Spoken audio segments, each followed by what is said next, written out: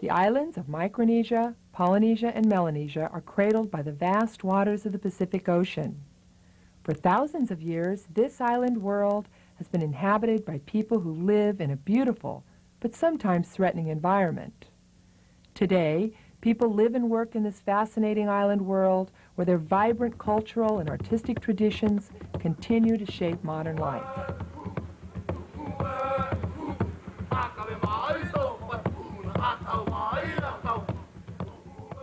Susan Hullerman is from Papua New Guinea, an island in Melanesia.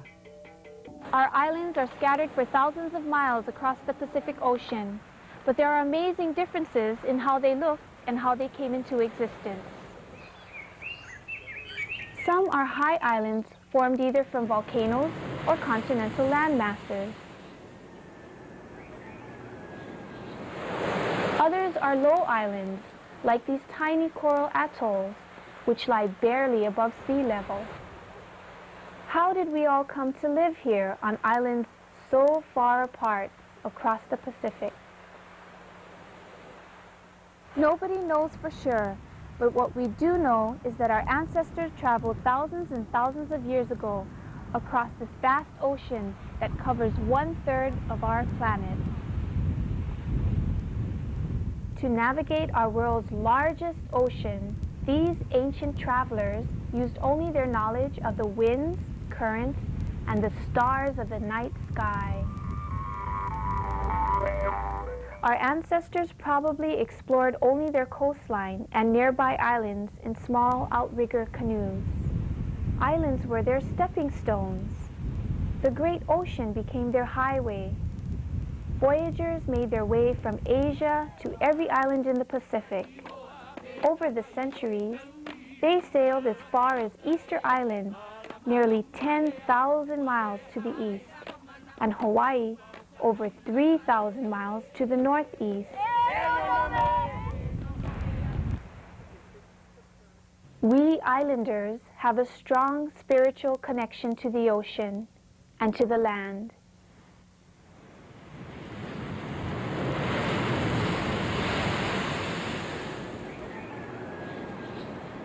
Maybe that's because we've always been so vulnerable to the forces of nature.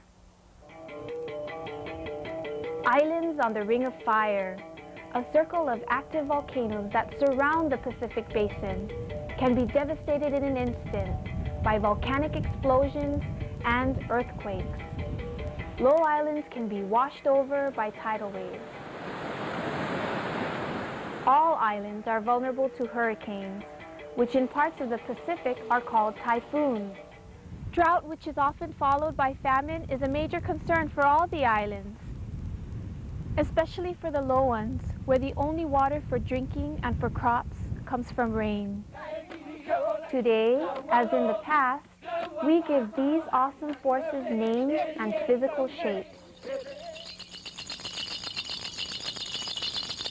This is our way of making unseen powers feel more within our control and to acknowledge that they, like us, are part of nature.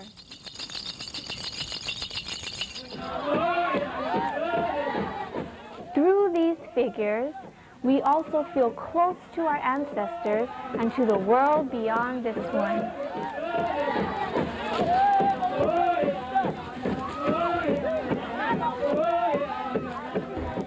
For us, art is like a heartbeat. It keeps our traditions alive.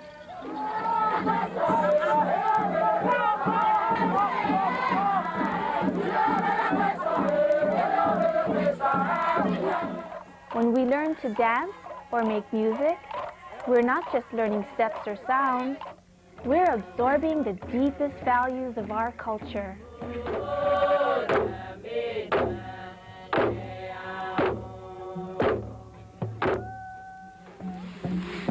Through ancient rituals, we pass on to our children all we know about the great art of living together.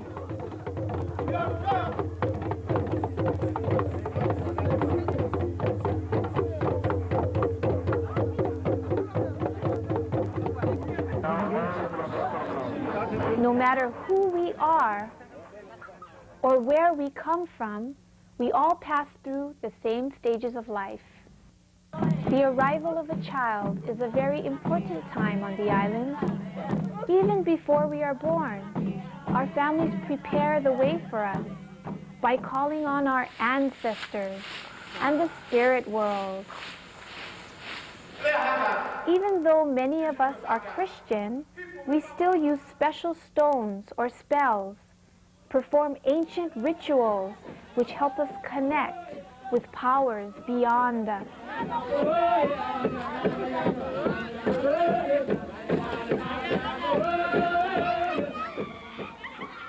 We islanders have large extended families, so children are cared for with much love and attention. Life in the village is full of fun, but children are also given more responsibilities. This Sulka boy from Papua New Guinea already catches fish for his family and knows how to repair his fishing canoe with tree sap. In the old days, girls and boys in the islands learned everything they needed to know by listening and watching the people around them. A is for egg. When the Europeans came, they wanted children to learn things necessary for living in a Western lifestyle.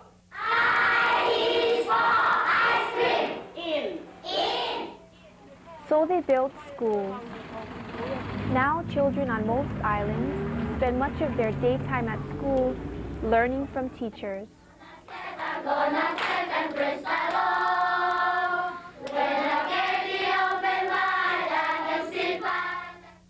As children pass from one stage of life to another, special ceremonies are held to celebrate each rite of passage. Young Sulka girls have their noses pierced to make them full members of their clan. This ritual honors them. They are no longer children, but have become young women. Other celebrations go on for many days and nights, with special masks, dances, and feasts, all to mark the girls' rite of passage.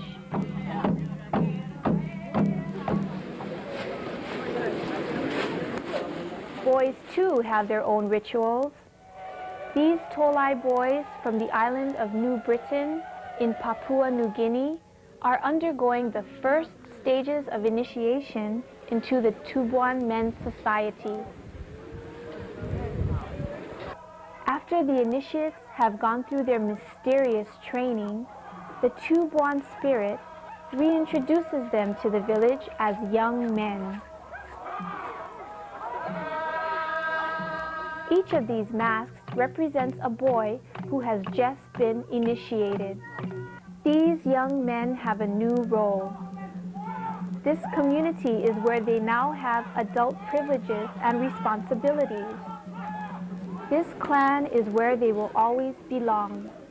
No matter what culture we belong to, as we pass from adolescence into adulthood, we all have new responsibilities and decisions to make. Some of us have to decide where we are going to live and what work we're going to do.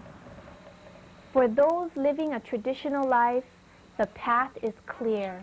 Men work together to build and decorate the houses where they'll live with their families. They also build houses large enough for special ceremonies. In parts of the Pacific, mats and a fabric called tapa, made from tree bark, are used as decorations and gifts.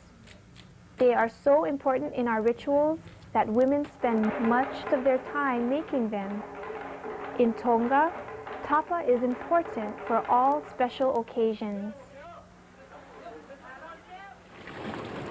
Village people are so skillful and creative in using their environment that they need little cash money. They can catch or grow or make everything they need.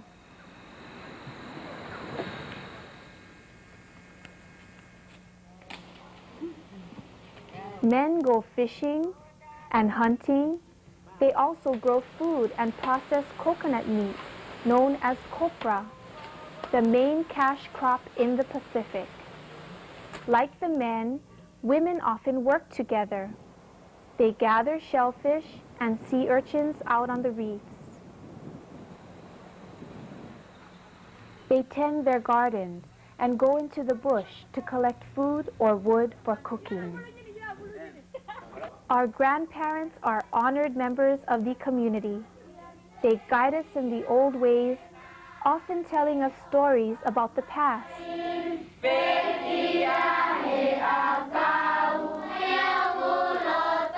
These stories help us find the right path as we ourselves grow older. Sooner or later, death comes. It is our final stage of life. We believe it is wise to accept death and to prepare for it carefully, because we are leaving the world of mortals and entering the world of our ancestors. In death, as in life, we Pacific Islanders show respect for our traditions. Our objects and rituals express our deep connection to our past.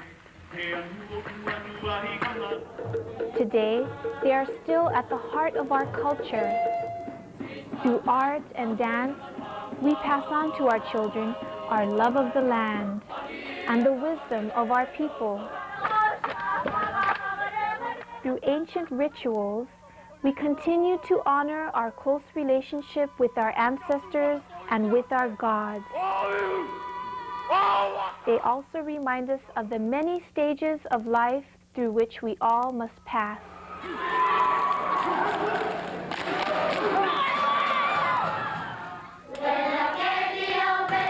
Whoever we are, wherever we live, we all live together on the great circle of life.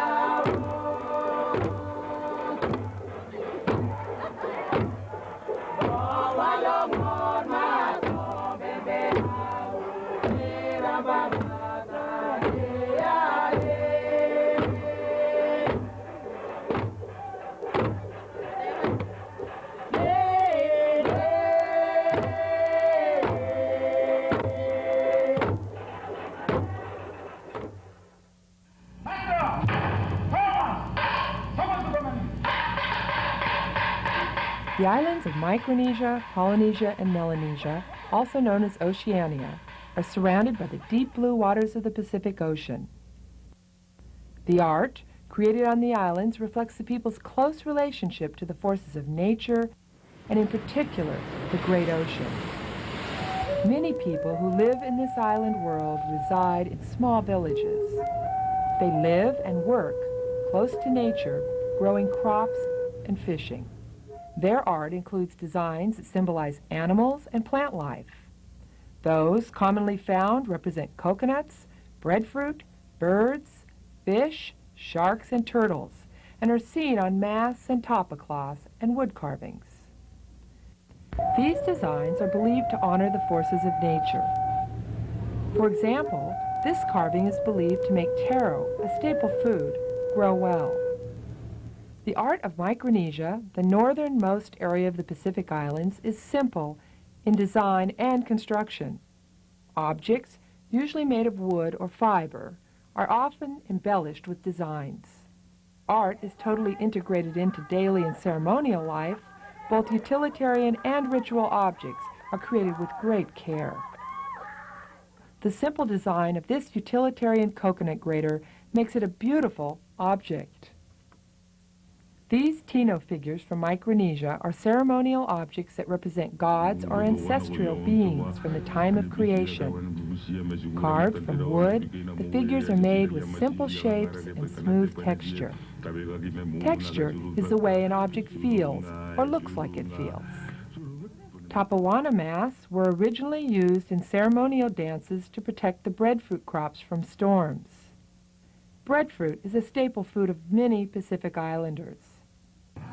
The distinctive white pigment used to paint this Tapawana mask is made from shells and lime, which are ground and mixed together. Black pigment is made from charcoal. Together, the contrasting colors of white and black create a dramatic effect. The elongated shape of the face and the nose is another distinguishing characteristic of this mask from the Mortlock Islands in Micronesia. Palauan community houses, called bai, are constructed with horizontal rafters, carved and painted to tell the stories of the community. Today, these examples are still found on the front and on the rafters inside the bai. Carved from wood and sometimes painted, their purpose is to illustrate myths, traditions, and historical events for younger generations. For example, this storyboard depicts a Palauan fishing story. The carver fills the entire board with shapes that sometimes overlap. This overlapping creates a background and a foreground. Patterns are used in the border and to embellish the shapes. Notice some of the figures and the roof of the house appear to run off the board. Throughout the oceanic region, objects are made for canoes to ward off bad weather. Carved from wood and adorned with palm, this navigator's charm is believed to ensure a safe journey across the sea. Stingray spines are used to suggest the legs of the double-faced figure, who can look forward to the horizon and backward at the same time. This navigational aid helps the Marshallese people find their way across the Pacific Ocean. Shells and intersecting palm ribs represent islands, sea swells, and currents. The delicate combination of materials creates an elegant design. Seeking to live in harmony with nature, Pacific Islanders attempt to control their environment and appease their gods. Works from Polynesia are simple in design and made from natural materials. One of the most powerful gods, Kukai-Ilimoku, often just called Ku, was honored and feared in ancient Hawaii. Images of Ku are made with wood, feathers, and fiber. Large oval eyes carved in an angle evoke a powerful gaze. The mouth, shaped like a figure 8, is also large. The body, however, is small in relation to the head. This proportion reflects an important Polynesian belief. According to tradition, the head is believed to be the source of a person's mana or power. Maori images from New Zealand contain many similar characteristics.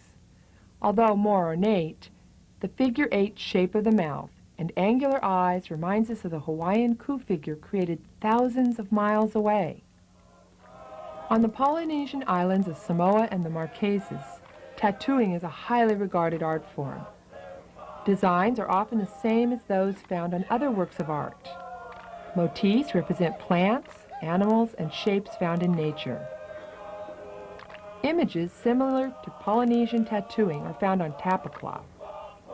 The bark of the paper mulberry tree is pounded into thin strips until it becomes a cloth-like material. Designs inspired by traditional works of art and the environment are carefully painted using natural pigments. Bold geometric patterns combine with plant motifs to create these striking earth tone designs.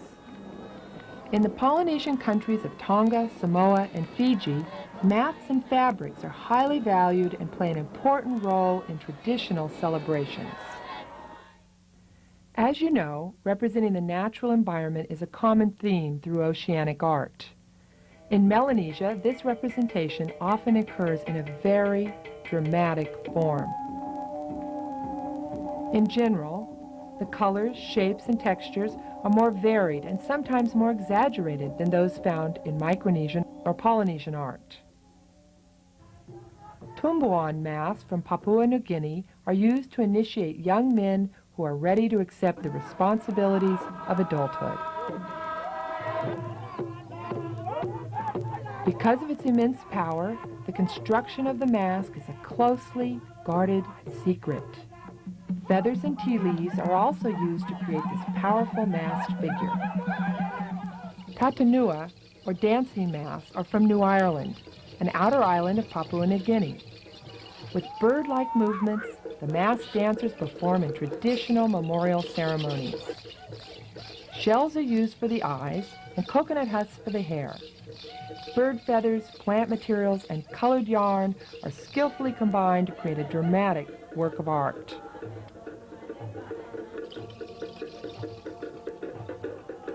Tapa cloth stretched over a bamboo frame is used by the Baining people of Papua New Guinea.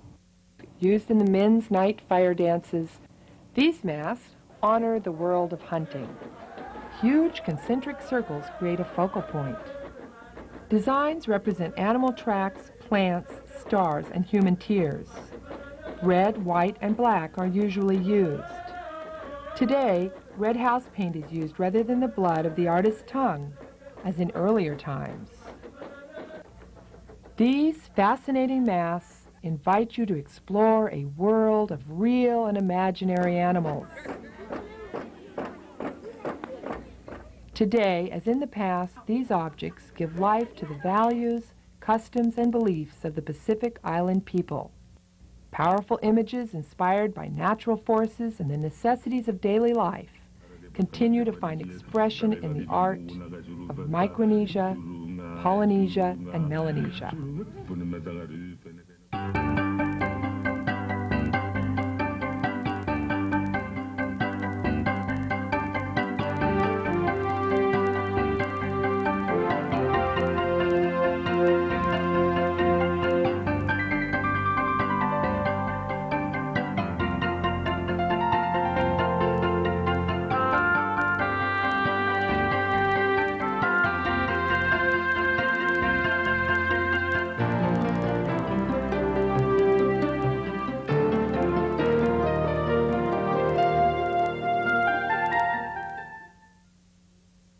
The following program presents students and their work after they studied the art and culture of the Pacific region.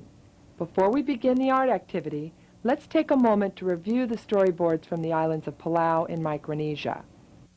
Remember the men's houses called bai, constructed with horizontal rafters, carved and painted to tell the stories of the community? Their purpose is to illustrate myths, traditions, and historical events for younger generations. This board depicts a fishing story. Stylized figures are shown in a boat. Large saltwater crocodiles fill the space in the foreground. The men's house is partially shown at the edge of the board. Carved patterns depict details and add interest. A palette of 4 colors was used to paint this board. In this example, people are seated outside their community houses. Trees and vegetation from the natural environment are also depicted. Today, storyboards are carved and painted for sale. These smaller versions are called suitcase boards. Now you are ready to begin your lesson. You will create a drawing that shows people celebrating with 10 to 15 figures in action, small, medium, and large figures, 3 figures going off the page, overlapping, a patterned border using stylized natural forms, and blended and broken color. The materials you will need are white drawing paper, a thin tip felt marker, a piece of dark construction paper, white chalk, soft chalk pastels, and a paper towel. The students who participated in this lesson discussed a variety of ways people celebrate in their culture. Chinese New Year, Hawaiian Baby Luau, a May Day celebration, graduation, a soccer tournament, the 4th of July, and a birthday party. Discuss a variety of ideas with your classmates and choose a celebration theme for your work. To begin, practice drawing figures in a variety of positions. Think about the actions of the figures in your drawing in regard to the celebration you are illustrating. The purpose is to express the movement of the figures rather than being concerned with the details. These students practice drawing several figures before starting their artwork. To begin your artwork, Draw the outline of your border on a large piece of dark construction paper with light-colored chalk. Draw your figures keeping in mind to include 10 to 15 people. The figures in the background of your work should be the smallest. The figures in the middle ground should be slightly larger. The largest figures should be positioned in the foreground of your drawing. When your figures are positioned in this way, they will create an illusion of space in your work. Remember to overlap some of your figures. Overlapping will also create an illusion of space. Another criteria for the lesson is to make your figures appear to go off the page. In this beginning drawing by a high school student, the large figures in the front are going off the bottom of the page. Here is a finished drawing by a 4th grade student. Look carefully for the criteria of the lesson. Notice the outline of the border, the small, medium, and large overlapping shapes, and several figures going off the bottom of the page. This celebration shows children at the beach. When you have completed your drawing, you are ready to add color. Using chalk pastels is an exciting and quick way to work. Let's review 2 techniques for using chalk pastels: blended color and broken color. To create blended color, fill in most of the shape with the main color you wish to use. Then add 2 or more colors to create interest. To blend, use one finger to soften the line where the 2 colors meet. Broken color is used to accent blended color. To create broken color, use the chalk pastels to make lines, textures, or patterns over the blended color. Some artists use unexpected color to add excitement to their work. Unexpected color always creates contrast. Look what happens when a dash of orange is added to the blue shirt. As you fill your work with the pastel, remember to use at least 3 colors in every shape. This high school student is blending the chalk pastel color. Notice how he uses one finger to soften the edges where the 2 colors meet. Wipe your finger with a paper towel between blending colors. Another student is applying broken color to add interest to her blended areas. Notice how unexpected color adds excitement to her work. After your pastel drawing is complete, choose a design inspired by nature for your border. This student chose a flower and did a realistic drawing of it. Then she simplified her drawing and used it to create a pattern for her border. Inspired by the thrill of a soccer tournament, this 4th grade student captured the action and the excitement of the event. The small, medium, and large figures in this elementary student's drawing help create the illusion of space. Blended and broken color combine to create a vibrant work celebrating a family gathering in the park. An elegant dragon dances during a Chinese New Year celebration. Many people gather to participate in this traditional event. Small, medium, and large figures help create a space of the foreground, middle ground, and background. Notice how this high school student incorporated all of the criteria of the lesson in his outstanding work. Graduations are celebrated in many cultures. This high school student eagerly awaits her own. In Hawaii, graduates are covered with hundreds of flower leis. Vibrant colors, skillfully blended, create a rich quality of the work. Marks of broken color add interest. Through her art, this student confidently expresses a joyous occasion shared with family and friends. In parts of the Pacific, May Day is often celebrated by the presentation of the royal court. The movement of the Hawaiian dancers expresses the rhythmic swaying of the hula, often danced on special occasions. A beautiful border of stylized flowers frames her composition. Using all of the criteria of the lesson, this is another excellent example of student work. Now that you have viewed these students and their work, you are ready to create a chalk pastel drawing that illustrates a meaningful celebration in your culture.